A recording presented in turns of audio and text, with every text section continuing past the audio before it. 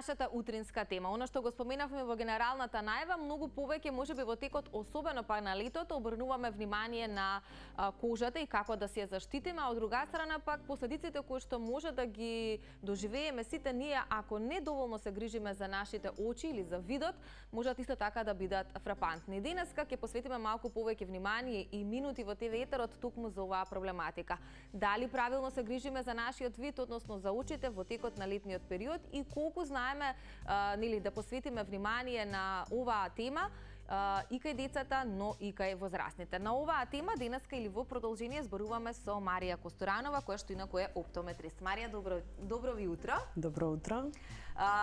Одлучивме денеска да нели малку повеќе минути во ТВ етерот и во нашата емисија посветиме токму на оваа проблематика. Ние во разговорот кој што го имавме нели за подготовка на ова интервју споменавме дека нели многу повеќе можеби луѓето се грижат за кожата, а многу помалку за очите, веројатно заради тоа што можеби последиците не се така веднаш видливи. Меѓутоа што значи и колку ние како нација знаеме да обрнеме или дали доволно обрнуваме внимание за тоа за правилно да си ги заштитиме нашите очи?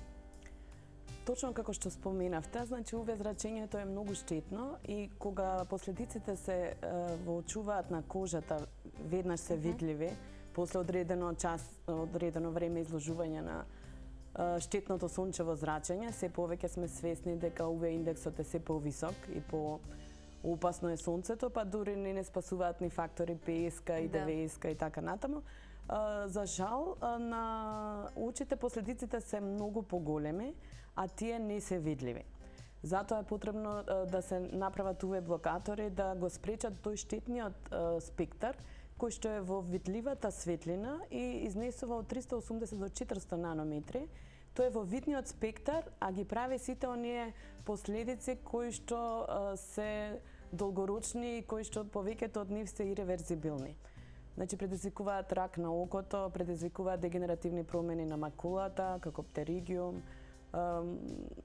катарактата, значи сведоци сме дека 90% од нашето население е подложено на катаракта поради тоа што има UV зрачење од кое не сме заштитени со години. Сметам дека новите генерации можеби се веќе посвесни и веќе очилата за сонце не се некој луксус, но само да споменам дека не е само UV зрачењето присутно во сонцето, туку се повеќе е присутно и во LED светилките, во UV уреди, во сината светлина која што исто предизвикува. Во паметните уреди кои што се веќе веќе паметните уреди кои што нас. се премногу сме експонирани, посебно последните години со пандемијата.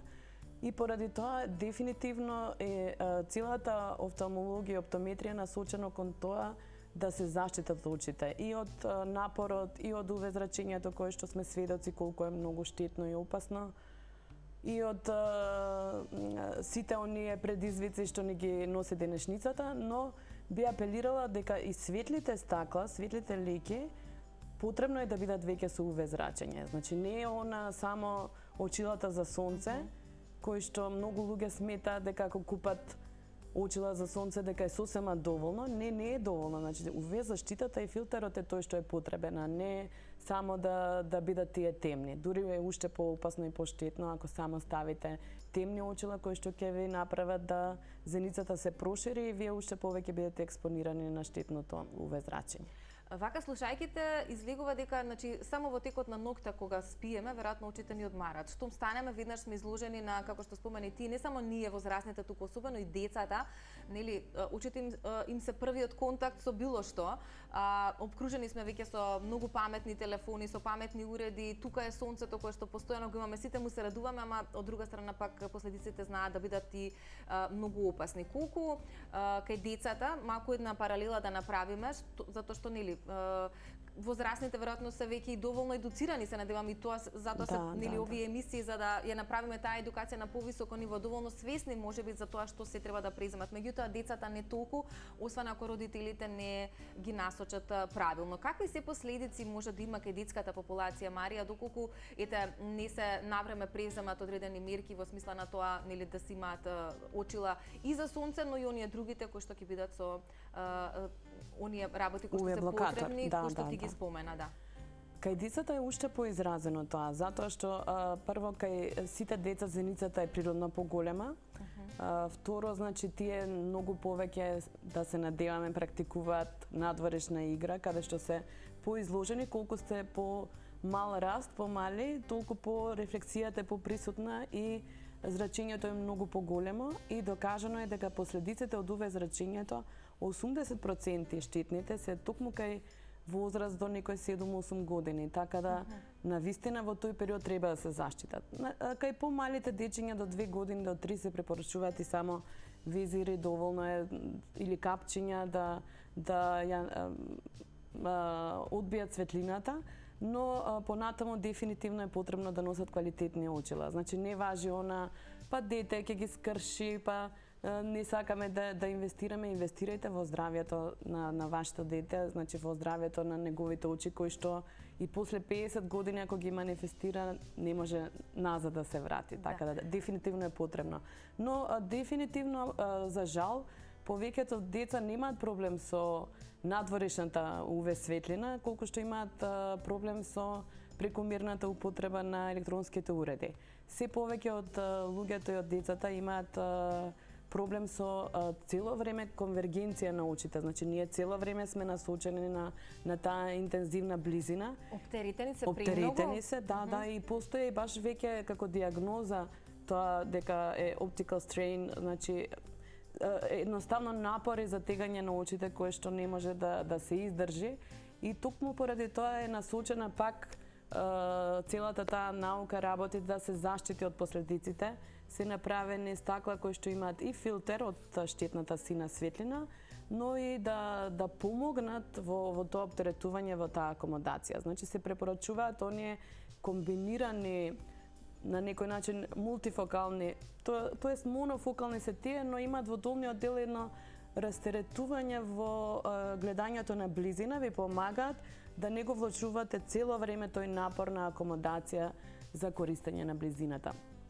Порано се сметаше дека такви комбинирани треба да носат само луѓето после 40-тата како нормален физиолошки процес, но сега се покажа дека тие тегоби, главоболки, солзење на очите, недоволно јасен вид после интензивна близина е се поприсутен и кај младата популација. Значи веќе ги чувствуваме последиците. И тие така и се распоредени, значи самите стакла се распоредени со различен тип на бустер во долниот дел на оптичките леки, каде што е еден наменет за помлада популација, за средна популација, за повозрастна, значи да на некој начин им олесни во гледањето на близина.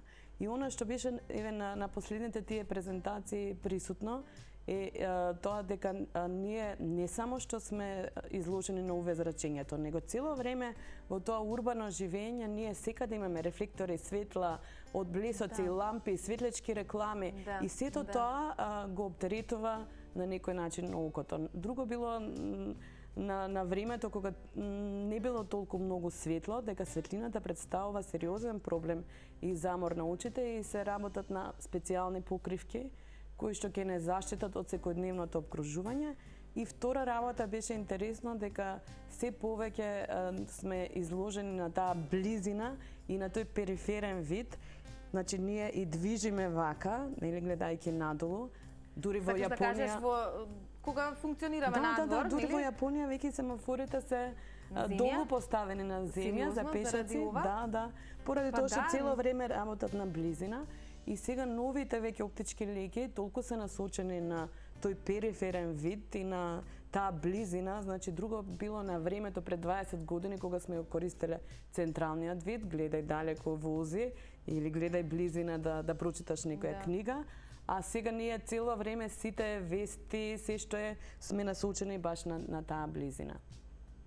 Веројатно допрва ќе има и плюс последици од сето ова време кое што време кое што многу често велиме дека го живееме. Марија, во икот сме на една летна сезона, меѓутоа нели очилата за сонце треба да бидат присутни во текот на целата година, бидејќи сонцето го имаме во текот на целата година и тоа УВ зрачење. Меѓутоа еве сега конкретно ќе се насочиме со оглед на тоа што е лето, луѓето ги користат своите летни одмори, дел од нив одбираат да се на море, тука е присутна солта, колку што солта е нели добре дојдена за здравјето на човековото тело, можеби влијае и негативно за очите, тоа ќе ни го искоментираш ти. Прашањето ми води кон тоа, нели како да се справиме со хлорот, кој што го имаме во базените, затоа што дел од луѓето одбираат нели да се капат во базен. Претпоставувам езерската блага вода не прави никаков проблем, меѓутоа и таа можеби може да предизвика некаква инфекција на окото. Ајде малку тие работи да ги разграничиме за граѓаните, затоа што нели секој ќе одмора на различен начин. Дали треба дополнително да се внимава на овие моменти? Апсолутно. Според мене најопасни се базените, затоа што не колку што може да направите некаква реакција или било што, него таму се присутни одредени амеби кои што за жал предизвикуваат посебно за носителите на контактни леки сериозни компликации. Токму поради тоа е насочена и во контактологијата се сменија работите. Цело време сме изложени, ако ништо друго немаме хигиена кога сме на одмор. Значи рацете ни се од песок, од маслото и така натаму, и ние сето тоа го пренесуваме на очите или на нашите контактни леки. Затоа се измислени дневните контактни леки неколку години и одлично функционираат. Како за една употреба? Баш во летниот период за еднократна употреба. Вие ги носите цел ден, се што ќе се наталожи на нив како проблем, како наслаги, како нечистоти, дури алергени се наталожува на леките, едноставно таа дури е како еден вид бариера и заштита, и вие кога вечерта ја фрлате лекета, сето тоа едноставно го нема и ставате другиот ден чиста лекја. Морската вода не представува некаков проблем, значи, но за сите чувствителни луѓе или тие што носат еве специјални торични контактни леки или некои се чувствителни на нешто, пожелно е да носат маски за нуркање. Обавезно се препорачува дури и со највисоката заштита на очила за сонце да не се гледа директно во сонцето, затоа што е опасно, дури и со очилата за сонце, и препорачувам да одберат категорија 3. Значи категорија 3 или категорија 4 или поларизирани стакла, каде што... Дали е тоа нешто од ова што тука ни да, одредени... Само може и рачно да ги покажеш заради од блисокот што го имаме? Значи, овие стакла се оптички леки, каде што може, значи, да тие бидат во градуирана форма или било како, може да бидат да се направат и со диоптрија. Ова е категорија 3, каде што е најтемно, и се препорачуваат и овие огледални прикривки, не се тие измислени само поради мода, туку се на некој начин ја рефлектираат и светлината. Толку е напредната веќе таа технологија со филтрите, дури за одреден спорт, Окле имаат направено специјални филтри, специјални покривки, каде што ќе ви го зголемат контрастот и така натаму. За тие што интензивно возат се препорачуваат поларизирани леки, каде што се врши поларизација на светлината и се намалуваат од блесоците. И за сите оние што на некој начин не сакаат да носат леки, имаат висока диоптрија, имаат очила за сонце, може истите да ги направат со диоптрија, нема ништо да се познава. И за среќа веќе толку се развита индустрија на оптички рамки, каде што имате клип магнетен или што се става. Да, што се додава. Што се додава и тоа ви овозможува истите очила да ги користите и како диопрески за сонце. И на големо се враќаат фотохроматските леки. Значи, тие 70-тите, 80-тите биле многу популарни, значи едноставно сите луѓе носеле фото, па потоа беа на некој начин демодирани, никој не сакам никако фото, и сега во големо се враќаат, и тоа има толку веќе плеада на бои, на времето беше само да бидат сиви и кафени, сега може да бидат и сини, и зелени, и виолетови, може да бидат огледални, може да бидат комбинирани, прогресивни, секакви, така да навистина има толку варијации и можности да се заштитат очите, а секој да се пронајде себе си. Ние сме тука, ги посетуваме сите обуки, сите новитети од врвните светски производители, така да се трудиме да бидеме во чекор со сите новитети и му возможиме на луѓето да добијат адекватна заштита, а пак да бидат задоволни со изгледот. Така е. Марија, ти благодарам многу за овој убав разговор. Така некако убаво го финишираше овој дел, дека постојат навистина бројни опции, навистина многу можности, едноставно крајниот резултат се сведува на човечкиот избор. Јас се надевам дека денеска само да апелираме да се гледачите да се заштитат дефинитивно, затоа што не го гледаат сега, за жал, за 10-15 години може да има и такако големи последици. Да, и фатални во некој случај, да. Ти благодарам многу за овој убав разговор. Се надевам дека ве поттикнавме малку повеќе да размислите за тоа како правилно треба да се ги заштитиме сите ние очите. Останете со нас, следуваат рекламите во 8:30 кусиот преглед на денот денеска со Горан Петрески.